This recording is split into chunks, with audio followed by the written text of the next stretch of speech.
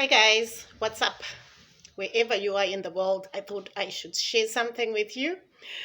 Don't worry about my broken English. Listen to the message behind. Okay, I'm gonna share the 10 fundamental basics of a happy marriage. Based on my opinion, guys, you never know, maybe it might help you wherever you are in the world. You could be in Asia, you could be in Australia, you could be in America, but from the princess, the African princess to you guys,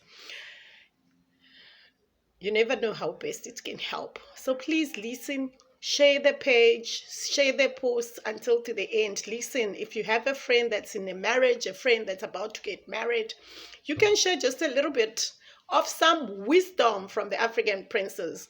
Firstly, what builds a happy marriage, guys? Number one on the list, you need to marry your friend. Any relationship in life is based on friendship. If you want a happy marriage, you need to have a friend. If you marry your friend, you sealed the deal. Most of the headaches that people have in relationship is because they don't have the fundamentals of a friendship, based on friendship. Their marriage is not based on friendship. Thus, it results in people fighting so badly in the houses. It's always when you have a misunderstanding with your partner, you won't be able to solve them amicably because you don't have that foundation of friendship. You know how friends can talk about anything, friends can tell each other the truth. So, number one on the list is friendship. Never forget that. Marry a friend.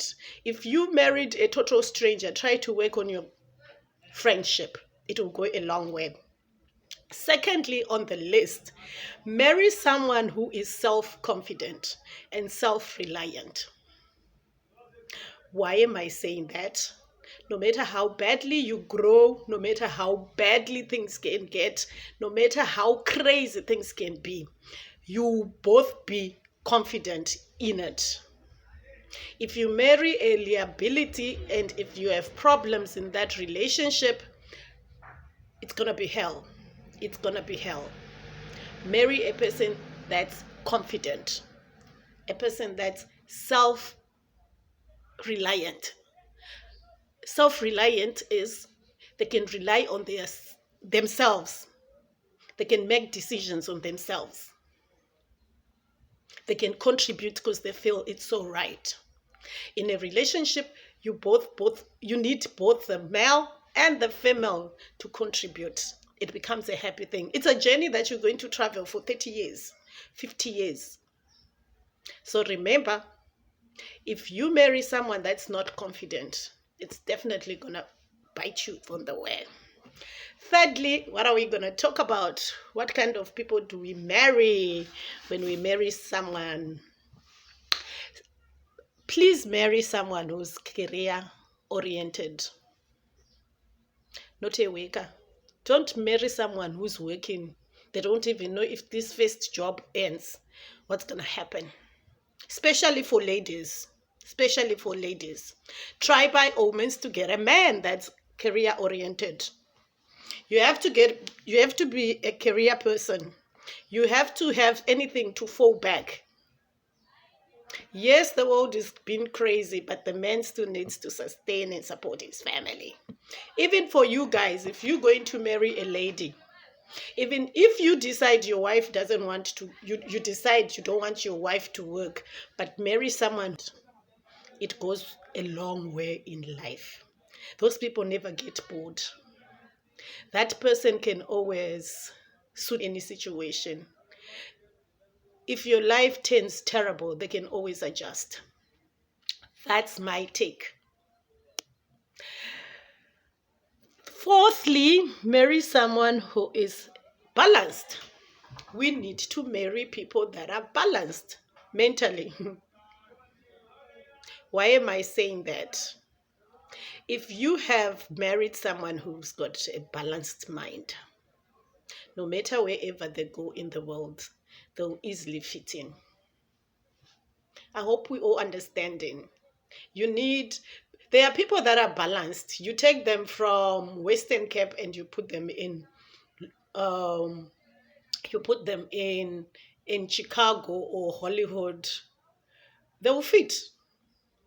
You take someone from Gokwe, you put them in Dubai, they'll fit. So get someone that's balanced. It becomes easier.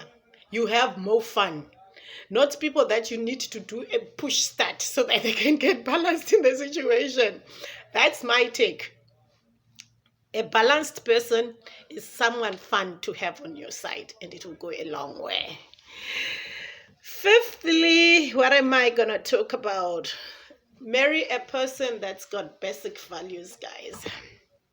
Basic values. Let's marry someone who's got basic values. When we talk about basic values, what am I talking about? Marry a person that you can trust. Marry a person that respects themselves. They have trust, respect, and transparency. Those are the good and beautiful things that you need.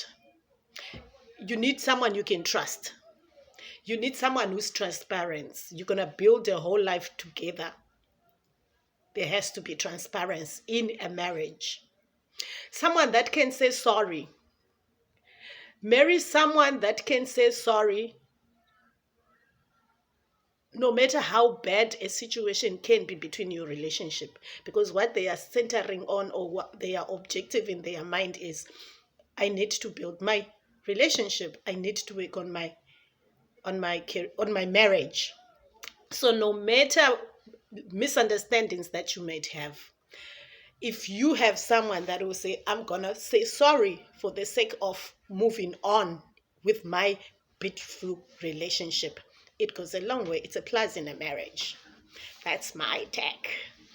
Sixthly, marry someone who believes in God. On that aspect, yes, I know a lot of people have different beliefs, but marry someone that believes in God. If you don't marry someone who believes in God, it's going to be hell. They might even end up killing you or eating you alive. You never know what happens with life. But I would suggest to everyone, if you're going to marry someone, make sure they believe in God.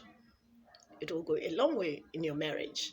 Even when you have ups and downs, especially the downs, you can always pray together, comfort each other, knowing that we believe in the same God. That's my take.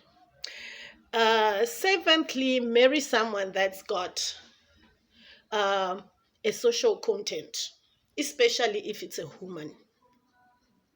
What do I mean by social content? Someone that can give back to society. When a woman can give back to society, she's got a golden heart. She'll even look after anything. Could be your mother, could be your relatives, it could be her relative. You've gotten it, Mother Teresa, which is a plus. There's so many things that happen in our different societies. If your lady can have an eye to say, I'm going to make a difference, it goes a long way, guys. And it's a plus. Because, if your lady can do so much for these people, she'll also create more beautiful time for you when things are wrong. But that doesn't just end with the guys, with the ladies. Guys, you also need to play your role when it comes to social content. What difference are you making in society? That's my take. The more we help society, the more we also help ourselves to grow. It's a process of growth. Eighthly, I'm gonna have a life in your marriage, guys. You need to marry someone that's gonna have a life of their own. If you don't marry a person that's got a life of their own, they will nag you. They will nag you. 2 minutes you out of their sight, they'll call you. You are at work, they will call you. We both need to get into marriages with our lives. Marriage is beautiful. We're going to come together, but we still need our life. My husband is gonna go and drink with the boys. I'm gonna have fun with the girls and still come back as a married man, as a married woman in our happy home. So marry someone that's got their life. It will create space for you also to have time with your boys, to do your hobbies as a person, just like the other person is doing. So it might sound, but believe me, you need to marry someone with their life.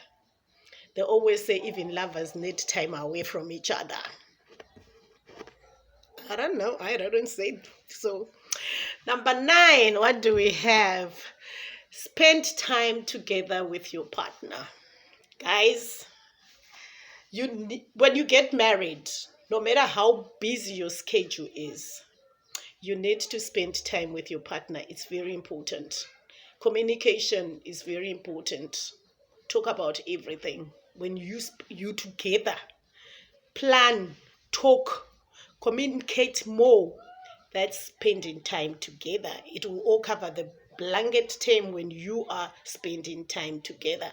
The more time you create for yourselves, the more time you get to understand even the other person's busy schedule and your schedules as well. So from the princess to you, you need to spend more time together. The man, it's not about you just providing, to say I am providing, so what do you want? Tony, I'm doing everything for you. Spend time together. Go on dates. Do anything that married people can do. Lastly, on the 10th, on the list is take your spouse out for holidays, guys. If you can, take your spouse out for holidays. What do I mean? If you are in Western Cape or you're at home, you know what holidays do, guys? They expose us. We learn so much. If you can take even your spouse overseas, it's an eye-opening. I'm going to meet a whole different setup. I'm going to learn so much. Just even if I can afford and I feel to my partner, let's go out. We're going out for a holiday. It's a time for learning, exploring new things, new ideas. The more you travel around the world, you learn more. So learn to budget also for your beautiful holidays. It's really important. When you go out, you discover so many beautiful things. You come back, you're fresh. You can always start over again. And it builds your relationship. Thank you from the Princess of Africa. I love you guys. Follow my page, share my page, follow my YouTube channel as well. And I hope to hear more from you. Give me your feedback. What do you think? Leave a comment. If you can contribute more to it, please do. I love you and have a blessed weekend.